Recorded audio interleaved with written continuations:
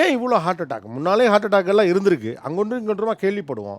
ஏன் இவ்வளோ heart attack? தூக்கம் இல்லாமல் இருக்கிறது, நைட் ஷிஃப்ட் எக்ஸ்ட்ரா ஒர்க் பண்ணுறது, அப்படி பண்ணுறதுனால என்ன ஆகுதுன்னா நம்ம உடம்புல இருக்கிற சர்க்காடியன் ரிதம் அப்படிங்கிற அந்த ரிதம் வந்து மாறுபடுது. அதெல்லாம் எக்ஸ்ட்ரா ஸ்ட்ரெஸ்னால கார்டிசால் அப்படிங்கிற ஸ்டீராய்டு அதிகமாக சுரக்கப்படுது.